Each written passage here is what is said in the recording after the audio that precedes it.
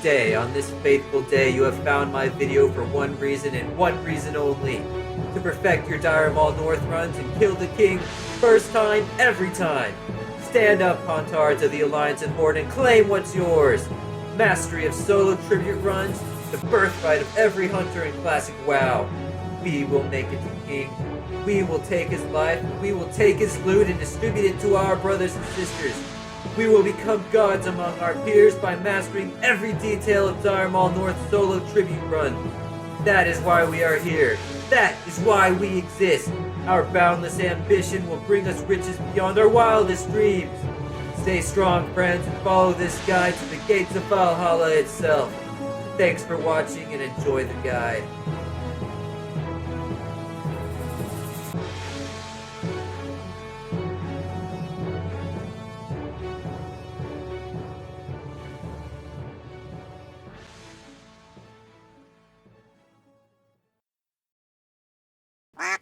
Alright guys, welcome to part 2 of the series. Today we'll be going over the first section of the run in painstaking detail. The first thing to note before we begin is that the instance starts with its mobs in just about the same layout every time you enter the instance for the first time. This means that you can enter a fresh instance and immediately begin your run with what I call a fresh run. Or if you wait, or are starting in an instance that isn't fresh, maybe you died at some point, maybe you're trying again without resetting, you'll find that the mobs are a bit scrambled in their positioning. I call this a stale run. Ideally, you want every run to be a fresh run, so we'll first go over what it looks like to complete a fresh run effectively.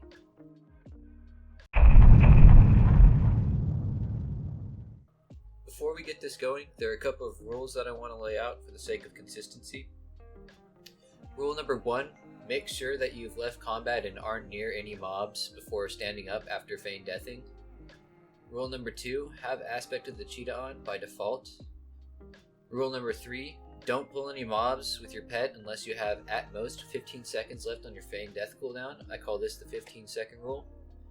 Rule number 4, don't go up to a group of mobs that your pet is pulling unless it's completely obvious that all of the mobs are actively trying to kill your pet. This means waiting a second after your pet does damage to see if all the mobs are running after it. Rule number 5, dogs are fast. Rule number 6, letting an eye spawn Voidwalkers can potentially kill your entire run and force a reset. Rule number 7, deterrence cooldown and the price of health pots mean absolutely nothing to you. Rule number 8, patience, timing, and following the rules here are infinitely more important than your gear. Ideally, you want to start your run with a well-fed pet who has full health. Dismiss your pet and throw on aspect of the cheetah and true shot aura before entering the instance. After entering the instance, immediately start running toward the pillar to the left of the stairs that lead to the courtyard. You'll see an ogre on your right, scattershot him when possible, then jump onto the ledge. To jump on this ledge consistently, aim for the closer of the 2 rocks on the ground, then from that rock, aim a little to the right of the other rock, run to the edge of the stairs, then jump. After you jump, but before you've landed, let go of your movement controls. After you've landed inside the side of the ledge, hit spacebar. This will make you jump, and after jumping and before landing, engage movement controls to land on the ledge. If you miss the ledge for any reason, jump on the staircase railing and either wait for the mobs to de-aggro or use feign death. You can then run up close to the ledge and jump up the old-fashioned way. Failure here could potentially make your run go from a fresh run to a stale run, but whatever you do, just don't die. After you made it up, check to see if any mages are casting on you. If so, wait behind the pillar for them to stop, then run from the first pillar to the second pillar. Depending on the placement of the mages, it may be inevitable to eat a frostbolt without using feign death to interrupt the casting, but you shouldn't die either way. On your way to the second pillar, also be sure to gain the aggro of this ogre in particular, otherwise he may walk up behind you during your first pull. To ensure his aggro, I recommend poking him with an arcane shot while you're running, but this isn't always necessary. From the second pillar, be sure no mages are casting at you, but also be sure that you still have the ogre's aggro. Then run to the edge of the platform here. You should be slightly to the left of this crack right here. Then wait to leave combat. Now, after you've left combat, hit the spacebar. While in the air, engage movement controls to inch forward off the ledge. After you've landed, back up into the wall behind you, summon your pet, place them on stay, and target the closest ogre to you in the group to the right.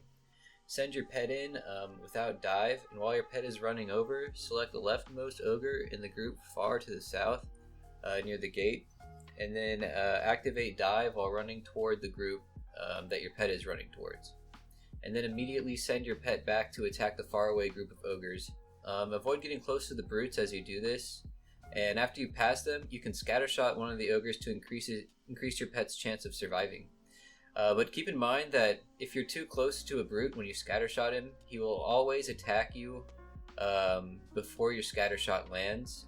Your scattershot will land, he will get stunned, but before that he'll get an attack off on you. So just be careful of your spacing, because this could cause problems if you're not good at spacing it. If you're uncomfortable with doing this, I'd recommend just not doing it at all. After that, approach the stairs from the left side to minimize the chances of the dogs to the right aggroing. Then use Feign Death at the top of the stairs.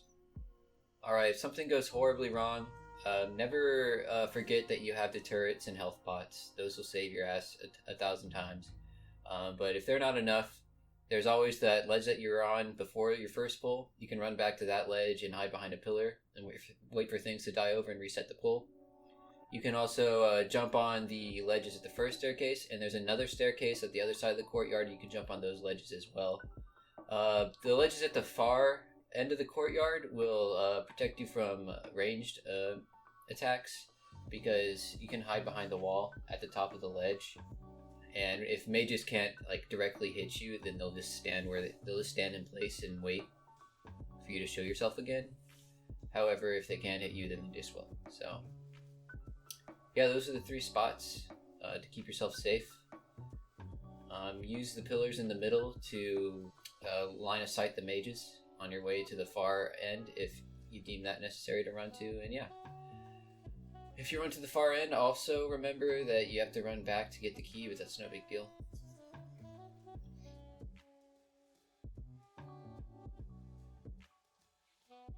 Stay in Feign Death until you're positive that you've left combat. Then run to the chest in the middle of the courtyard and pick up the key. After that, there will be some ogres padding around and an ogre to the left of the staircase. Wait for the pads and then approach the staircase from the right and dip into the staircase as soon as possible to avoid the ogre's aggro.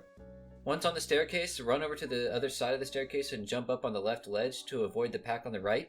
If you get any aggro doing this, just wait on the ledge until your Feign Death has at least 2 seconds left on cooldown, or I guess I should say at most. Then run down the ledge and jump toward the left wall leading to the door. Hug the wall for a second, Feign Death, and then run toward the middle of the big gash to the left of the center of the door and open the door from there. Once the door is open, immediately head to the left and summon or revive your pet. Heal them up if needed and put them on stay. So this hallway is the first place where you'll encounter an eye, so keep your eye out for it and kill it when you see it. Opening with an arcane shot and following that with an auto shot should do the trick unless you miss. If you miss, try a multi-shot to follow that up with. With that said, target a mob in the next group of mobs and send your pet in with dive while approaching the right wall. Once your pet has aggro, hit passive on your pet action bar to send your pet back to its original position with the mobs in tow. Run past them and go to the left wall and Feign Death. After you get up, call your pet, put it on stay and heal it up. Approach the wall in front that provides line of sight from the next group, and after adhering to the 15-second rule, send your pet in with dive. Once it has aggro, send the pet back to attack the first group of mobs that you just passed, then run up and Feign Death on the left wall of the choke point before the bugs. Your pet should despawn while doing this. If it doesn't, kind of inch towards the bugs while hugging the left wall. But don't aggro the bugs. Move over to the right a bit and stand slightly in front of this crack. Call your pet, heal it up, and make sure Screech and Dive are the only moves on autocast, and make sure it's well fed.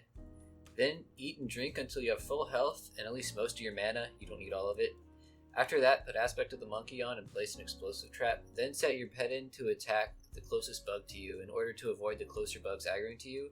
Then, after your pet does some slight damage to that bug, send it on to attack the middlemost bug to get the bugs to stack a little further away from you. Once they're stacked, step in front of your explosive trap and use volley for as long as possible. Most of the mobs should remain attacking your pet due to Screech, Once the volley is over, make sure your pet heads back your way and all the bugs are coming toward you. And once most of the bugs are near you, back up and pull them into the explosive trap. This should finish most of them off. Whatever's left, you can finish them off just by tabbing through the bugs. And I like to use wing clip to get my attacks going because I can just spam tab and wing clip. It does a little amount of damage, but it also uses only a little amount of mana, and it'll get your attacks going on them. You should be able to do this without the use of deterrents, health pots, or feign death. Don't be afraid to use them though if things are going south. If you end up having to feign death, take solace in the fact that the bugs that you don't kill will be the only bugs that you'll have to fight the next time you pull them, and that'll make the pull vastly easier.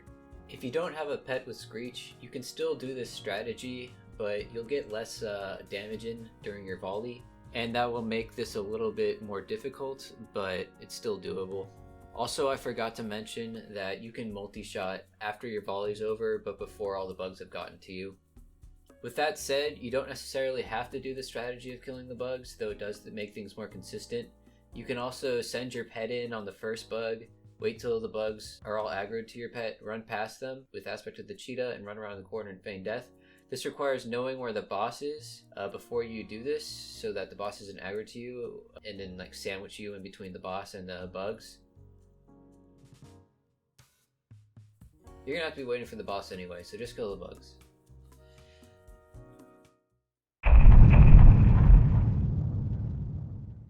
So with stale runs, the big difference is that paying attention to paths is going to be much more important, as they're a bit scrambled as opposed to just being relatively in predictable positions. Tracking humanoids is going to be a must, and with all that said, the only real difference having a stale run makes is the difference in what to expect when getting to the first door we open, so we only have to cover up to that point. There are a total of 8 mobs that pad around, 4 brutes, 3 mages, and guard Fangus. In the first courtyard, the brute that normally stands in the front and needs to be scattershotted may not be standing in his usual position. If not, then all the better. Just continue as normal. There's also a mage that pats the upper level and takes a shortcut through the lower level. For this pat, just keep an eye out for him and hide behind a pillar if you see him coming. He's no big deal, but just keep an eye out. Then there's the brute that I asked you to arcane shot at the beginning. He can pad up next to the staircase where we feign death at the top of just after our first pull. For this reason, save a scatter shot for after the first pull for him if you expect him to be there. Obviously, there could be a situation where you know where he's at and you don't have to worry about him. In the second courtyard, there are 2 mages that pad around. You may see either of these 2 on your way up to the first staircase as well, so keep an eye out for them. Just don't even attempt to pull if you suspect them to be over in that location. Anyway, so proceed up to the top of the staircase and feign death. Maybe you scattershotted that brute, maybe you had to wait on some mages.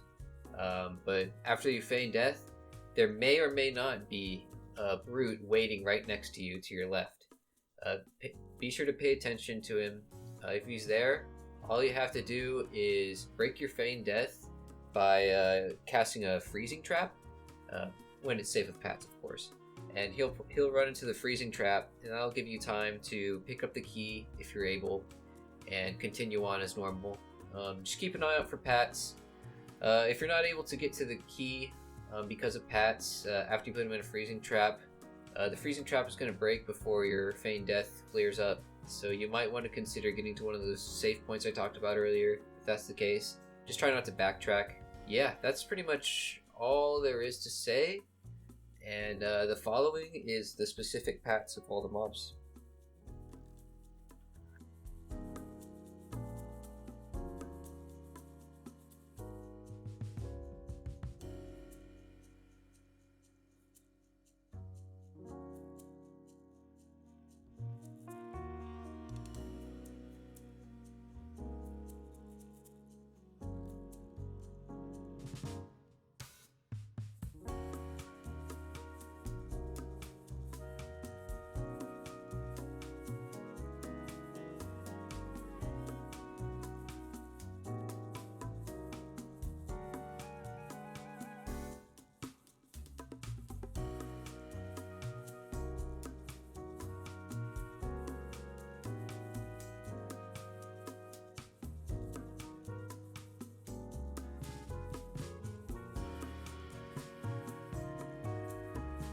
So with that, that'll do it for this part in the series. Next part in the series, we'll cover getting the rest of the way to King, and stay tuned for that. Thanks for watching.